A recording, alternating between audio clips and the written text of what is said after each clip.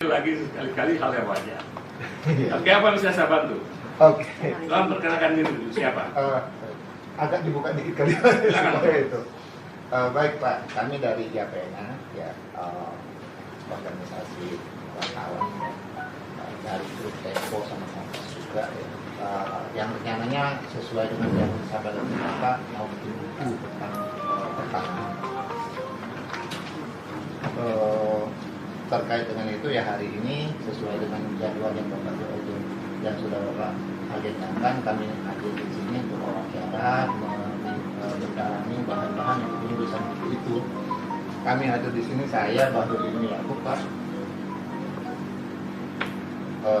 Sudah itu ada Ibu Sri Surastiti, beliau yang leadernya ya. Dan ada Bu Rini Hindriati, jadi 3 orang ini. Selain itu di ruangan lain ada narasumber yang sudah hadir juga yang sudah cukup lama terkait dengan persoalan-persoalan pertanahan gitu. Ada Pak Robert Sujasmin, ada Bu Ani Cahyani, Ani Cahyani ya, ada satu lagi Pak Nugroho Cahyadi di ruangan lain. Beliau juga monitor kegiatan di sini. Itu yang bisa kami sampaikan kepada Pak. Oke, terima kasih banyak. Ya. Seperti saya ceritakan tadi, nanti hal yang teknis bahwa Bapak ini menguasai sekali. Saya kan baru belajar masalah pertanahan ini ya sejak kemarin. Ya. Kalau beliau ini, terutama Pak Agus, Pak Iing, Ibu Yulia, Pak Irjen ini walaupun dari BPKP sudah ada di sini berapa? 10 tahun? 2013 awal. 2013. 8 tahun. Atau mau 9 tahun Pak. Sebenarnya kan dia sudah berjuang sampai puluhan tahun, jadi Pak 30 tahun lebih mencari keadilan itu. Bisa kita perkenankan untuk menceritakan masalah? Ya udah tahu cerita beliau itu. Kita kalau bisa selesaikan dari kemarin kita mau selesaikan. Tapi nggak bisa selesaikan. Beliau kan udah pernah ke Mahkamah Agung, kemana-mana gitu kan. Jadi intinya adalah ini kasus yang Ibu ceritakan. Ada orang yang tidak bisa terselesaikan atau belum terselesaikan. Bukan kita tidak mau menyelesaikan karena rumitnya masalah tadi. Oleh sebab itu nanti ya yang hal yang sangat teknis Ibu tanyakan sama Pak Iing yang tentang aspek bagaimana rumitnya hukum, ya kan? Kemudian case yang Ibu ceritakan Podomoro tadi, apa? Iya, karena kebetulan juga saya bukan Podomoro apa tadi? Iya, Agung Podomoro. Yang di Central Park itu. Central Park ya. Pak yang di Tanjung Duren. Iya. Iya. Nah, itu sebenarnya siapa brokernya itu Pak sudah mengakui gitu loh Pak bahwa dia sebenarnya main-main juga di pengadilan untuk mengambil tanah. Kalau pengadilan bukan kesulitan kita. Saya bukan ketua Mahkamah Agung. Maksud saya sistem penyelesaian tanah ini kan harusnya ada koordinasi gitu ya Pak ya. Artinya jadi ketika orang mencari keadilan dia nggak bingung mau di pengadilan ternyata juga bisa dibayar gitu ya. Kemudian ke BPN juga tidak ada kepastian gitu kan, kasihan juga Pak. Ya Ibu dari tadi kadang-kadang proses pengadilan kan kenapa kita di undang-undang pertanahan kita selesaikan. Kalau misal kasus Ibu kasus Pak Sujasmin dan lain-lain itu, saya merasa sangat sedih. Saya merasa bertanggung jawab. Tapi I can do it alone. Karena banyak faktor, banyak kelembagaan. Ini persoalan negara kita. Ini nggak gambar umum ya. Itulah negara kita yang masih sangat terkotak-kotak ini. Ya. Tapi sudah jauh lebih baik. Hari ini jauh lebih baik. Walaupun belum nggak terjadi lagi. Yang lama-lama kita selesaikan. Ya kan? Nah, kalau misalnya kasus Pak Robert Sujasmin ini misalnya Ibu siapa itu? Ibu Ani. Ada lagi yang Nugroho. Mereka ini berhadapan dengan para konglomerat itu loh Pak. Betul. Itu loh. Jadi, betul. Dia berhadapan dengan orang-orang besar ini. Betul. Ada betul. Kasian, Pak. Betul sekali. Sebenarnya kan begini Pak. Kalau Kalau misalnya ada masalah-masalah kasus tanah itu yang sebenarnya bisa diselesaikan oleh BPN. Nggak bisa. Betul. Kalau bisa kita selesaikan, Bu. Ada, Ribuan kita selesaikan tiap tahun. Ya maksudnya begini Pak, karena ini kan pintu masuknya seperti Bu Ani itu, ada bakahnya hilang. Hilangnya di mana? Di BPN. Ya.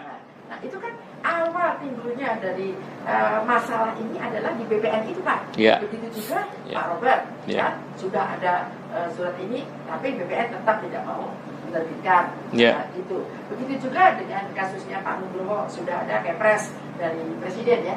Nah, kemudian bisa dibatalkan oleh BPN, misalnya seperti itu. Nah kasus-kasus ini sebenarnya Pak, itu kan tidak harus diselesaikan ke pengadilan. Kalau sesimpel itu, Bu, mudah bener. Alhamdulillah. Kalau bisa saya batalkan, Bu, saya batalkan hari ini. Bapak, Ibu tahu nggak? Saya, Pak Dirjen, saya direktur, dilaporkan ke Bareskrim. Kita diperiksa karena tidak melaksanakan sebuah keputusan, ada dua keputusan bertentangan. Keputusan perdata mengatakan si A yang benar, keputusan tata usaha mengatakan si B yang benar. Kita minta pendapat Mahkamah Agung. Nah, menurut apa kita panggil waktu itu Pak Edi Harij, Wakil Menteri, itu kan ahli hukum pidana. Bagaimana harus kita lakukan itu?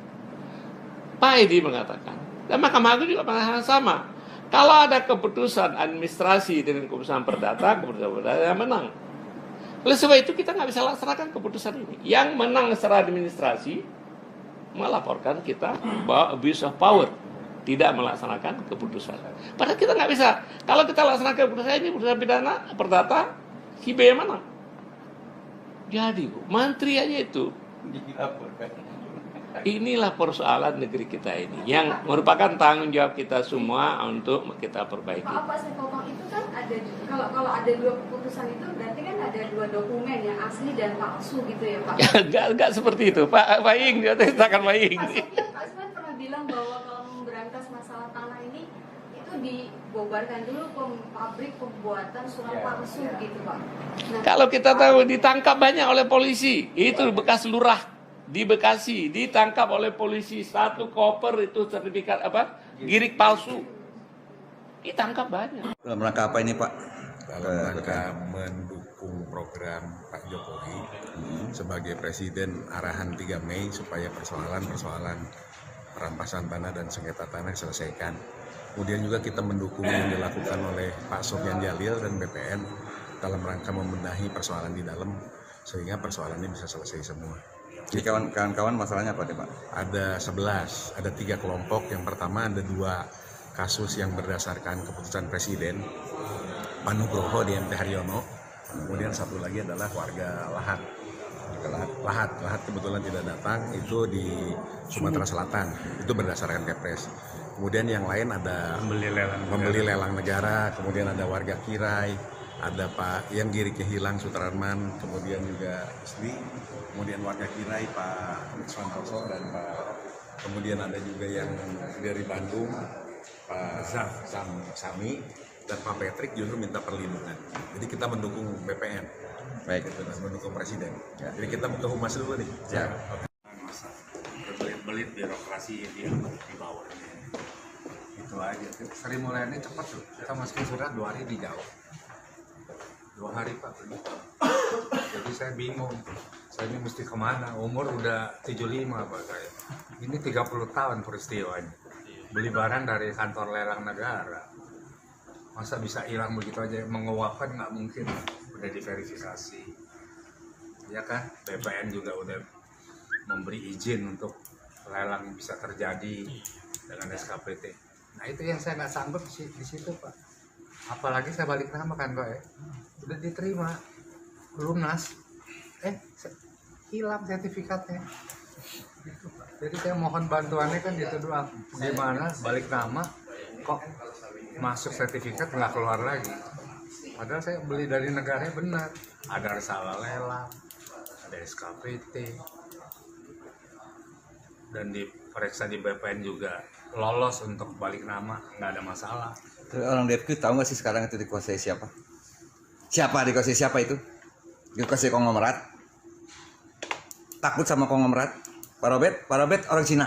Iya, tapi Cina kan ada dua Pak, Cina baik, Cina jahat. Ya kalau Cina jahat masa dibela Pak, merugikan negara, nggak bayar pajak loh. Ini belinya lewat pengadilan semua rekor, nggak bayar pajak Pak, yang BPHTB nggak bayar. Pengadilan bilang, oh ini kamu punya, udah beres Pak, dia ke BPN balik nama, udah nama dia semua rekor. Itu Pak, saya kecewanya hanya di situ. Mohon bantuannya bagaimana menaikkan kasus ini supaya didengar sama Dirjen. Kita mau ketemu Dirjen susah loh Pak.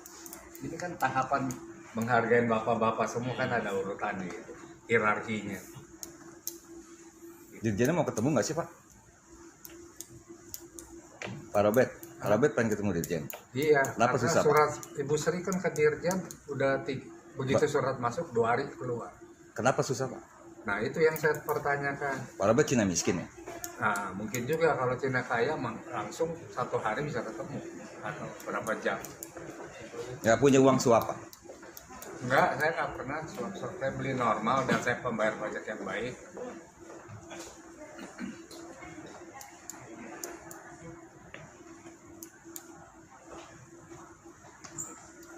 Ya mohon itu Pak, tolong dibantu lah. Saya ini udah umur 75 bukan apa-apa. Saya udah pikir nekat-nekatan aja, benar. Karena saya pikir waktunya udah berpacu saya. Kalau Anda kan masih muda, masih. Nih, bilang Pak, ini apa kwitansinya? Ini bukti kwitansi lelang yang saya terima dari kantor lelang negara, Departemen Keuangan. Departemen Keuangan. Itu SKPT. Nah itu pegang lagi Pak. Ini SKPT dari Badan Pertanahan Nasional Artinya karena yang Bapak menyatakan sudah lulus sertifikat tersebut untuk dilakukan lelang. Artinya Tanpa ini nggak bisa lelang. tapi masalah tanahnya kok nggak bisa Bapak pakai gitu sebagai tanah Nah, lelang. masalahnya memang tanah kok nggak dikembalikan pada saya dalam proses balik nama, aneh. Harapan Bapak terhadap Menq dan BPN? Nah, ini Harapan saya negara harus hadir karena ini kan masalah saya pembeli beritikat baik, masa saya mesti warawiri? Saya udah 75 tahun disuruh warawiri. Nah, itu surat Menq Ini Dari surat detik dari terakhir ya? Menq. Terakhir ya, BPN. 2019 ya, 2020 2020 ya. Mohon supaya BPN memproses. Tuh suratnya. Jadi sebenarnya kalau kita bicara secara sederhana kondisi sekarang, ini sebenarnya mirip kayak COVID sekarang. Jadi Kemenq nih ngejual lelang ini sudah dengar rekomendasi BPN. Tapi begitu dijual ke Pak Robert, ketika Pak Robert maaf bukan hanya bayar Pak, balik nama ke Pak Robert, sertifikat itu tidak pernah balik lagi. Itu orang beli mobil lelang Pak ya, Iya. proses di balik nama Nggak balik lagi. Mobilnya Itu diambil orang? Diambil orang. harusnya kan Pak Robert ditangkap nih kalau Iya, memang kalau masuk kan ditangkap harusnya kan. Iya. Itu satu. Kemudian yang kedua, yang jual itu kan negara. ya, negara yang ditangkap ya. Sekarang, nah kalau misalnya begini, ini kepastian hukum sama bagaimana negara menjual seperti ini seperti tidak dilindungi gitu. Nah, mudah-mudahan yang arahannya Pak Jokowi tanggal 3 Mei 2019 itu terwujud gitu kan, dengan ini pintu untuk nyelesain. Oke, baik Pak. Terima kasih. Itu mungkin. Jadi Pak Budi, kalau menurut Menteri ATR BPN itu Pak Robert itu ruwet, katanya kalau gampang udah selesai. Kalau menurut Pak Budi kan tidak begitu. Gimana Budi? Kalau Pak Robert itu, kalau melihatnya dengan hati jernih, simple. Tapi kalau melihatnya dengan hati yang gak jernih, dia ruwet. Nah, kalau dia ngomong udah ruwet, ya ruwet. Pasti otaknya pun tinggal bicaranya tetap ruwet. Kalau kita FKMTI melihatnya gampang. Itu sertifikatnya Pak Robert itu, dia kan beli dari lelang negara 338. Sertifikatnya, bandanya, dokumennya, BPKB-nya adalah sertifikat 139. Itu terbitnya 139 itu dari hak adat. Girik. Giriknya ditulis di pegangsaan. Nah, yang digugat 388. Dasar giriknya di petukangan. Dari mana rumitnya? Itu error in object. Nggak ada urusan siapapun pelaku. Jadi yang menerbitkan sertifikat di atasnya tanahnya Pak Robert dengan dokumen Girik 868 yang ada di Petugang, dialah mafianya. Di mana itu? Oknum BPN. Saya nggak tahu, saya menjadi curiga kemampuannya Pak Menteri untuk menelaah sebuah permasalahan. Saya kira ada dua nih, satu memang dia tidak ngerti, yang kedua beliau dapat informasi yang salah dari bawahannya. Hanya itu saja. Kalau Pak Robert gampang kok. Siapa yang mendalilkan di tanah Pak Robert? Karena di form A, itu form A ya, di situ ditulis. Kenapa? Yang memiliki bukti yuridis dan fisik itu datanya ada di BPN. Dia tahu, bukan nggak tahu tanahnya Pak Robert. Jadi, karena dia udah sertifikat, udah ada bukti yuridis dan bukti fisik tentang warkahnya Pak Robert di BPN. Kan itu penerbitan sertifikatnya pun belum lama dengan yang dikeluarkan yang baru karena menang Sukmarekon, penggugat. Nah ini sebenarnya gampang kok. Udah maladministrasi, batalkan saja, selesai. Berikan haknya Pak Robert. Jangan antar lembaga tidak taat. Ini kan Menteri Keuangan.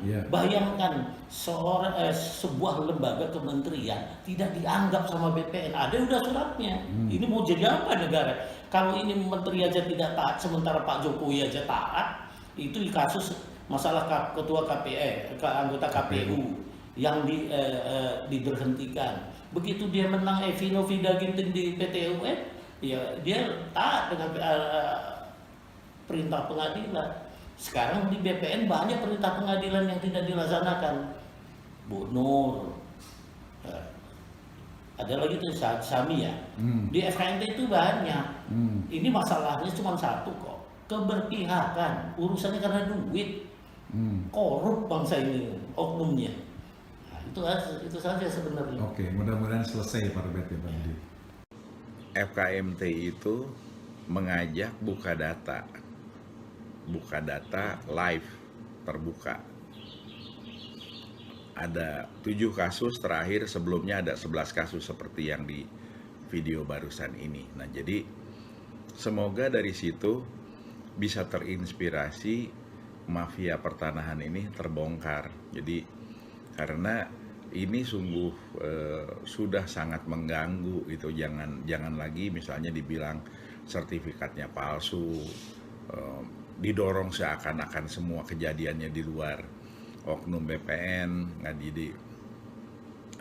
itu, atau misalnya Pak Sofian Jalil menyampaikan di yang pendek tadi video, kami pun dipanggil polisi dari pagi sampai siang gitu kan, kesannya diintimidasi gitu kan kesannya, karena ini mana keputusan yang mau diikuti PT UN atau Perdata. Padahal beliau ini kan menteri gitu kan, masa bisa diperlakukan seperti itu gitu kan.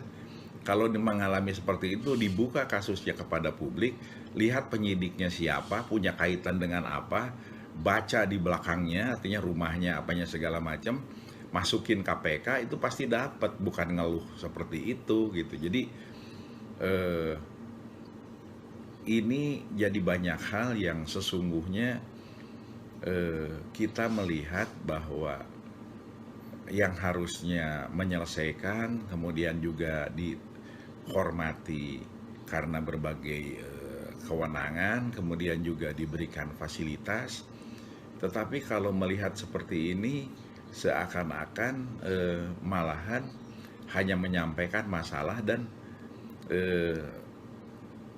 tidak terlihat bagaimana menyelesaikannya, hanya mengeluh gitu kan, seakan-akan nggak ada jalan keluar. Nah oleh karena itu saya kira sudah saatnya sekarang buka data dengan live, gelar perkara, kita lihat sama-sama, biar negeri ini membaca persoalan sesungguhnya ada di mana. Dan saya kira ini yang diharapkan oleh Pak Jokowi gitu kan, jadi bukan diselesaikan secara tertutup, hanya Pak Dino Patijalal saja, artinya nanti ada siapa lagi yang orang penting diselesaikan, sementara rakyat kebanyakan itu tidak selesai-selesai gitu kan, padahal sudah puluhan tahun. Dan jelas-jelas misalnya seperti Bambang Suryadi atau Bang Bentor itu menyampaikan di zaman lalu itu untuk bikin lapangan golf itu dibayar sangat murah, bahkan ketika nggak dibayar pun diambil. Jadi ketidakberkahan dan ketidakadilan itu nyata sesungguhnya. Nah sekarang bukan berarti harus menjadi sewenang-wenang yang dulu pernah menjadi korban itu. Tetapi sekali lagi kebenaran dan keadilan itu perlu ditegakkan. Dan kalau melihat seperti ini sesungguhnya syarat dengan korupsi gitu kan. Dan kita tahu negara yang tadinya makmur karena minyak gitu kan, karena luar biasa seperti Venezuela pun ketika korupsi habis, sekarang hancur-hancuran.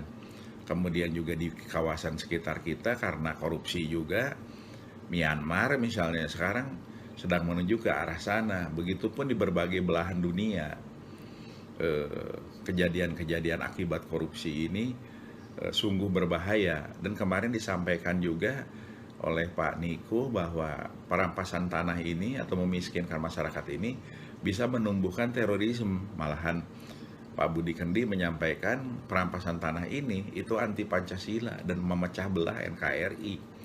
Jadi kembali lagi sangat sederhana saja, mari kita selesaikan ini dengan niat baik, dengan cara yang baik, buka data live. Setelah itu akan ketahuan seperti apa sebetulnya problemnya. Jadi saya kira sederhana saja seperti itu. Mudah-mudahan Pak Sofyan Djalil yang banyak orang bilang track recordnya orang baik gitu kan, orang yang taat beribadah.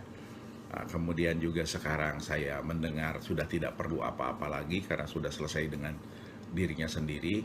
Mari kita selesaikan persoalan ini, itu kan menindaklanjuti apa yang disampaikan oleh Presiden Jokowi, kemudian juga oleh Kapolri. Nah, polisi berani terbuka begitu, saatnya sekarang BPN berani terbuka juga untuk apa adanya dan membuka semua ini sehingga bisa diselesaikan. Demikian, terima kasih. Assalamualaikum warahmatullahi wabarakatuh. Semoga bapak-bapak semua diberikan kesehatan, dirahmati oleh Allah Subhanahu wa Ta'ala, sehingga akan selesai berbagai persoalan ini. Demikian, terima kasih.